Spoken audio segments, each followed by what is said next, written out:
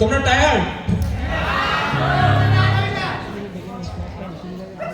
আমি যখন বলছি যে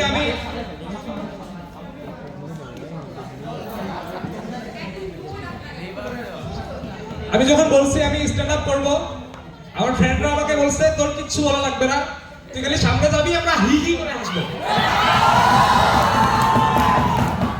এন্ড আমি যখন উঠছি ওরা কেউ হাসে নাই। Never trust your strengths.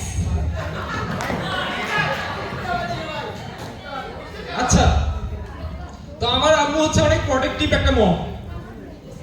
আমি যখনই বিভিন্ন জায়গায় গেছি আমার আম্মু সবসময় চেষ্টা করছে আমাকে ডেঞ্জার থেকে বাঁচাইতে। আমি যখন ইন্টারে ছিলাম আমি বলছি আম্মু আমি সুন্দরবনে ঘুরতে যাব। আম্মু বলছে ওইখানে তো বাঘ আছে, ডেঞ্জারাস। এরপরে অ্যাডমিশন টেস্ট শুরু হইলো, আমি চান্স পাইছি চট্টগ্রাম ইউনিভার্সিটিতে। আম্মু বলছে তুই ওই ইউনিভার্সিটিতে পড়বি, ওইখানে তো সাপ আছে, ডেঞ্জারাস। এরপরে আমি সুনামগঞ্জ মেডিকেলে চান্স পাইছি। আম্মু বলছে ওটা তো হাওর, পানি আর পানি, বেটা তুমি ওখানে পড়বা, ডেঞ্জারাস। এরপর আমি মেডিকেলে আসছি, আসে আমার পাওয়ার কথা ছিল অনেক অনেক ফ্রেন্ডস, কিন্তু আমি ফ্রেন্ডস বানাতে পারি নাই। আমি পাইছি অনেক স্নেকস। আমার আম্মা যদি জানতো যে অ্যাকচুয়ালি অন্য কিছু ডেঞ্জারাস না, ব্রো মেডিকেল ইজ ডেঞ্জারাস। তারপরে মেডিকেলে আসছি আমি, ডেঞ্জারাস জোনেই আমার পড়াশোনা করতে হবে শুরু করছি। আমি হস্টেলে উঠছি, কয়েকটা সেরা রুমমেট পাইছি।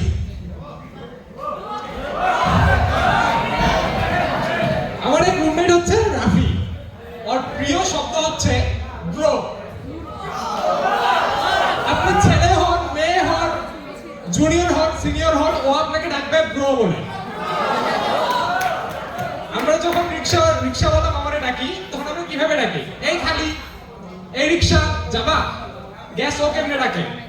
শহরে গেছি আমরা, সিএনজি থেকে জাস্ট নামছি, সামনে রিক্সাওয়ালা মামা 50+, ও মামারে ডাকতেছে ব্রো যাবা।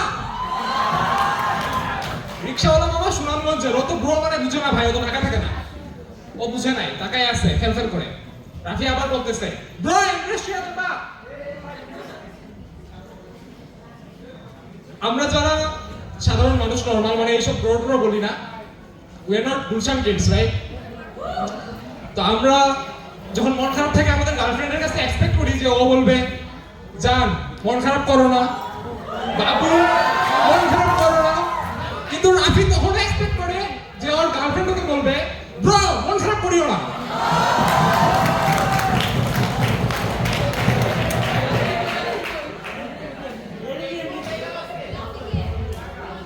আমার রুমমেট না, আচ্ছা,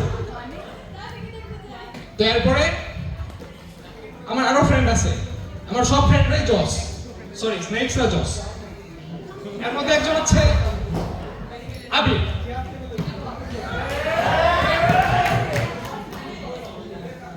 আমরা মেডিকেলে পড়ার অনেক নেগেটিভ সাইড গুলো জানছি না, এক্সাম আইটেম টার্ন প্রফ, কিন্তু মেডিকেলে পড়ার কিছু পজিটিভ দিকও আছে। যেমন আমার বন্ধু রাফি, ও হচ্ছে মেডিকেলে চান্স পেয়ে ক্লাস 9 এর একটা মেয়েকে পটাই ফেলছে। এখান থেকে আমরা কি শিখলাম? আমরা দেখলাম যে আমি এখন আমার স্টুডেন্টদের পড়ানোর সময় এইভাবে মোটিভেশন দেই যে যদি তুমি মেডিকেল অ্যাডমিশন টেস্টে ভালো করতে পারো, শুধু মেডিকেলেও চান্স পাবা না, মেয়েদের মনেও চান্স পাবা।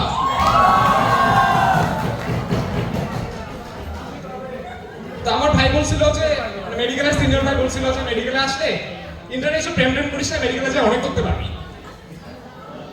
তো আমি মেডিকেলে আসছি, কিন্তু আমি সামনাসামনি অ্যাপ্রোচ করতে ভয় পাই, এজন্য আমি গেছি টিন্ডারে। আমি ভাবছি লিখে দিব আমার প্রোফাইলে যে মেডিকেল স্টুডেন্ট, তারপর খালি রাইট সাইড মেডিকেল, মেয়েরা পাগল হয়ে যাবে।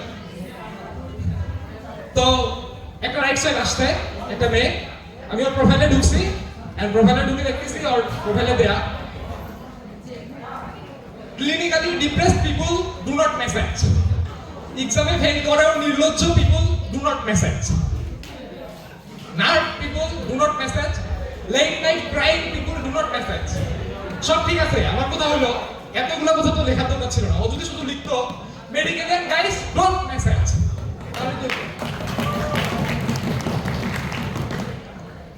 আচ্ছা, থ্যাংক ইউ।